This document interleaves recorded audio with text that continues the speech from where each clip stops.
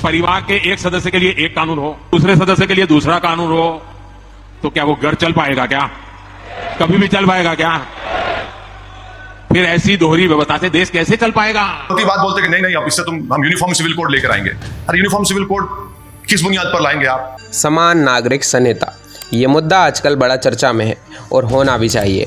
आखिर हर कोई जानना चाहता है कि ये समान नागरिक संहिता यूसीसी क्या है और क्यों मोदी सरकार इस बिल को लाने की जिद पर अड़ी है, जबकि इसी बिल को लाने के प्रयास में आज़ादी के बाद इतना विरोध हुआ था कि बाबा साहेब भीमराव अम्बेडकर जी को भी कानून मंत्री पद से इस्तीफा देना पड़ गया था, मगर वे इस बिल को पारित नहीं करा पाए थे।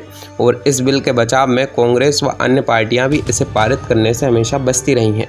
तो आइए हम इसे डिटेल में जानते हैं। नमस्कार दोस्तों, मैं हूँ विशाल सेंगर और सो सिंपल डॉक्यूमेंट्री पर आप सभी का स्वागत है। दोस्तों, समान नागरिक संहिता ये एक ऐसा कानून का ढांचा है जिसमें सरकार देश के प्रत्येक नागरिक को लाना चाहती है, चाहे वे किसी भी धर्म और जाति का क्यों ना हो। फ्रेंड्स, इस समान नागरिक संहिता में शादी, तलाक, बच्चे गोद लेना और ज़मीन जायदाद का बंटवारा करना, ये सब काम कोर्ट की और कानून की निगरानी में हुआ करेंगे। अब आप सोच रहे होंगे कि ऐसा तो पहले से होता आ रहा है, फिर इसमें नया क्या है? तो बिल्कुल नहीं। अभी तक इन कानूनों में सिर्फ हिंदू समाज ही आता था, जो हिंदू मैरिज एक्ट 1955, हिंदू उत्तराधिकार अधिनियम 1956 और हिंदू दत्तक एवं भरण पोषण अधिनियम 1956 के मुताबिक अपनी शादी से लेकर तलाक और बच्चे गोद लेने से लेकर जमीन जायदाद के पारिवारिक बंटवारे में कानूनी प्रक्रिया का पालन करता था। इसके अलावा इसी हिंदू मैरिज एक्ट 1955 ने हिंदुओं को एकल विवाह करने का प्रावधान भी दिया, जिससे पहले हिंदू समाज 2 या 2 से अधिक पत्नियों की स्वीकृति वाली कुरीतियों से घिरा हुआ था। इसी हिंदू मैरिज एक्ट में पहली बार तलाक का प्रावधान मिलाया गया कि पति पत्नी चाहें तो तलाक लेकर अलग हो सकते हैं, मगर उन्हें इसकी ठोस वजह बतानी होगी और पत्नी को गुजारा भत्ता भी देना होगा। इससे पहले हिंदू समाज में विवाह एक संस्कार ही था, जिसे आजीवन निभाने की संस्कृति हमारी रही थी, मगर बदलते समय में हम भी बदले। अब जानते हैं कि हिंदू मैरिज एक्ट में हिंदू किन किन लोगों को माना गया है। दोस्तों, 1955 के हिंदू मैरिज एक्ट में सिख, बौद्ध, जैन और समस्त सनातनियों को हिंदू माना गया है। इसके अलावा वीर शैव, लिंगायत, आर्य समाज, प्रार्थना समाज, ब्रह्म समाज के लोगों को भी हिंदू माना गया है। लेकिन इस एक्ट में मुस्लिम, क्रिश्चियन, यहूदी, पारसी और जनजातीय लोगों को दूर रखा गया था। इस एक्ट की एक और रोचक बात थी कि यदि कोई हिंदू व्यक्ति एक पत्नी के रहते दूसरी शादी करता है तो वह अमान्य होती और उस व्यक्ति को आईपीसी की धारा 494 के तहत 7 साल की सजा का भी प्रावधान था। इस एक्ट में सपिंड विवाह मतलब गोत्र विवाह की अनुमति भी नहीं दी गई थी। इसमें स्पष्ट बताया गया था कि विवाह करते समय लड़का लड़की अपने पिता की 5 पीढ़ियों तक और माता की 3 पीढ़ियों तक का रिश्ता छोड़ देंगे।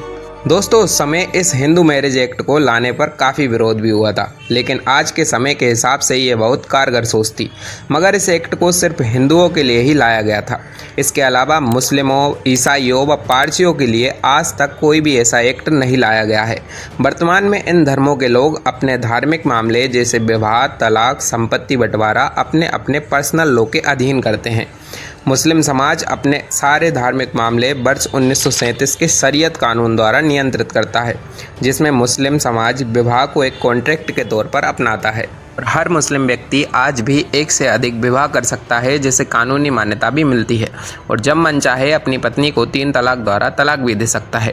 इन सब के लिए उन्हें अभी किसी भी कोर्ट में अपना तलाक कराने नहीं जाना होता था और ना ही मुस्लिम महिलाएं 1 से अधिक विवाह करने पर कोई आपत्ति जता पाती हैं।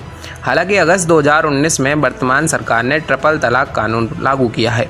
चूँकि सिविल नागरिक संहिता आने पर मुस्लिम समाज को भी भारतीय कानून के तहत विवाह, तलाक और संपत्तियों में बेटी को हिस्सा देना होगा और ये उनकी शरीयत कानून 1937 मुस्लिम पर्सनल लॉ एक्ट के विरोध में होगा, तो शायद इस वर्ग की इस कानून के आने पर सहमति ना ही बन पाए। दोस्तों, इनके अलावा एक वर्ग ऐसा भी है जो इस कानून का विरोध कर सकता है, वह है आदिवासी समाज। दोस्तों, आदिवासी समाज में कई ऐसी प्रथाएं हैं जिनमें एक पुरुष कई महिलाओं से और एक महिला कई पुरुषों से शादी कर सकती है।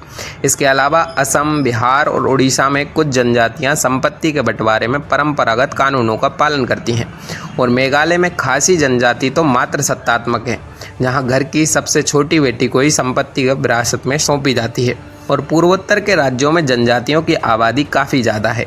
ऐसे में पूर्वोत्तर राज्य इस समान नागरिक संहिता के विरोध में हो सकते हैं, क्योंकि ये संभव है कि यूसीसी बनाते समय इन आदिवासी समाज की सांस्कृतिक विविधताओं को ध्यान में नहीं रखा जाए। इसलिए कई राज्य जैसे मिजोरम, मेघालय, नागालैंड ने इसका पुरजोर विरोध किया है। दोस्तों, भारत के संविधान में नीति निर्देशक तत्वों में अनुच्छेद 44 में समान नागरिक संहिता का प्रावधान है, जिसमें कहा गया है कि भारत में रहने वाले हर नागरिक के लिए एक समान कानून होना चाहिए, चाहे वो किसी भी धर्म या जाति का क्यों ना हो।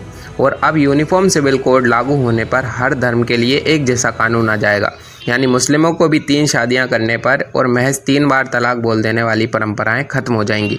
वर्तमान में ये समान नागरिक संहिता पूर्ण रूप से भारत के केवल एक ही राज्य में लागू है, वो भी गोवा। जबकि भारत के बाहर देखा जाए तो पाकिस्तान, बांग्लादेश, मलेशिया, तुर्की, इंडोनेशिया, सूडान, मिस्र, अमेरिका, आयरलैंड आदि सभी धर्मों के लिए एक समान ही कानून है और किसी भी धर्म या समुदाय के लिए विशेष कानून का प्रावधान नहीं है। दोस्तों, आप जानते हैं कि इस समान नागरिक संहिता को हमारे संविधान में जगह आखिर कैसे मिली। दोस्तों, संविधान के निर्माण के समय संविधान सभा में बहस हुई कि समान नागरिक संहिता को इंडियन कॉन्स्टिट्यूशन में ऐड किया जाए, जहां सरदार वल्लभ भाई पटेल की लीडरशिप में मतदान भी हुआ, जिसका रिजल्ट ये हुआ कि मौलिक अधिकारों की उपसमिति ने डिसीजन लिया कि समान नागरिक संहिता को मौलिक अधिकार नहीं माना जाएगा। लेकिन भीमराव अंबेडकर जी ने समान नागरिक संहिता को जरूरी बताया और इसे कहा कि इसे तब तक स्वैच्छिक रहना चाहिए जब तक राष्ट्र इसे स्वीकार करने सामाजिक रूप से तैयार न हो जाए, जिसके परिणाम स्वरूप इसे संविधान के आर्टिकल 44 में नीति निर्देशक तत्वों में रखा गया। दोस्तों, अब मैं आपको समान नागरिक संहिता के पक्ष में तर्क बताता हूं। अगर ये लागू हुआ तो क्या क्या फ़ायदे होंगे। इस कानून से महिलाएं और सशक्त होंगी, क्योंकि एक से अधिक पत्नी रखने वाले बहुविवाह नियम, असमान विरासत और महिलाओं के खिलाफ होने वाली कुरीतियों से उन्हें निजात मिलेगी। दूसरा लाभ है कि भारत की कानून प्रणाली के दायरे में अब सभी समान होंगे, जिससे कानूनी ढांचा भी सरल बनेगा और न्यायपालिका पर बोझ भी कम होगा। इससे देश प्रगतिशील होगा और भविष्य में जातिगत और धार्मिक राजनीति को भी रोका जा सकेगा। देश और एक विधान पर चलेगा। राष्ट्रीय एकता और धर्मनिरपेक्षता को भी बढ़ावा मिलेगा। और अब बात करते हैं इसके विपक्ष में कि इसका विरोध क्यों हो सकता है। दोस्तों, इस कानून से अल्पसंख्यक समुदाय अपनी सांस्कृतिक और धार्मिक रीति रिवाजों को कानून के दायरे में लाने से अपनी धार्मिक आज़ादी को कमज़ोर मान सकता है, इसलिए वो इसका विरोध करेगा। भारत में जनजातीय लोग भी अपने अलग रीति रिवाजों से चलते हैं, ऐसे में उनका विरोध भी झेलना पड़ सकता है। और तीसरा प्रमुख कारण है विपक्षी पार्टियां इस बिल का कम ही समर्थन करेंगी। इस प्रकार आप समझ पाए होंगे कि समान नागरिक संहिता क्या है और किस प्रकार ये काम करेगी।